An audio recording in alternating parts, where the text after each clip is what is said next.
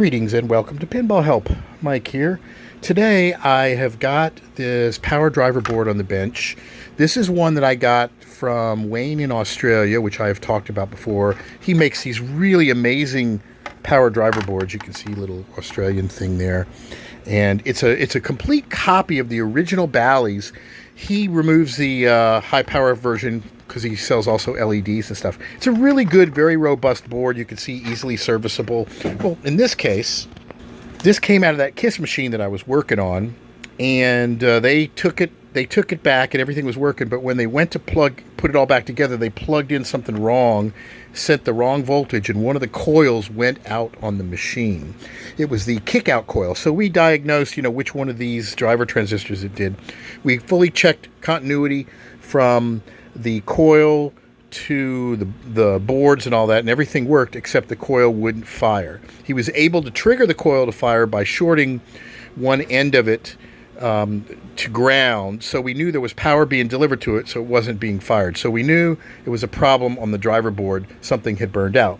The problem is these are the driver transistors, and they all look perfectly fine, so he couldn't tell what the problem was. So he brings the board back to me to take a look at, and as soon as he hands it to me, I'm taking a look at this board, and I'm like, okay, do you see what I see? Anybody else see it?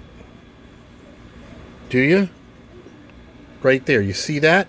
The way these boards work, these are the post driver transistors that handle the high voltage, and there's a pre-driver transistor, and they are fired from these little integrated circuits. They're small arrays of pre-drivers. So the pre-driver fires and fires the post.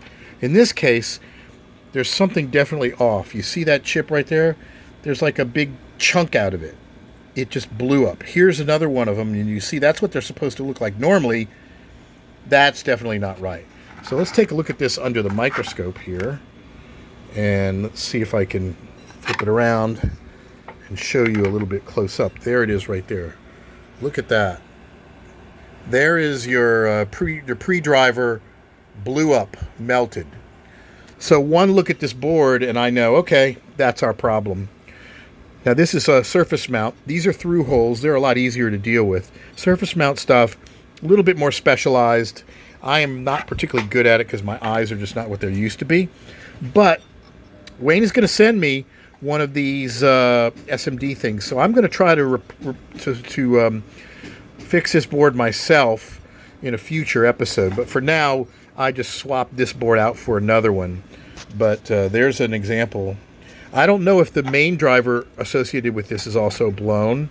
I'll check that when I go to service this board. But again, sometimes just look very closely. If something's not working, there's probably a good reason for it. And there you can see, there is the reason. Also, double check and triple check when you're hooking all these things in. This machine was taken, the head was separated from the cabinet for transport. When they went to put it back together, they plugged the wrong thing in. They're keyed, but it's still possible in some cases to plug the wrong connector into another connector.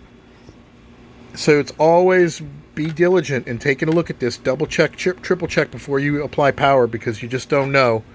A simple little thing.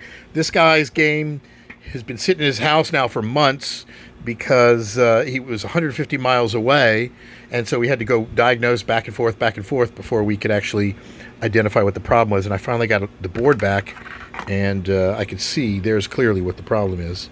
So we'll get this thing resolved and get another one of these things sent back in. And be sure to patronize Wayne from Australia. I'll put a link in the video for his stuff. It's really good quality stuff, and I think he's just going to cover this under warranty, he said. And good people over there. And until next time, be sure to visit pinballhelp.com. Thanks for watching.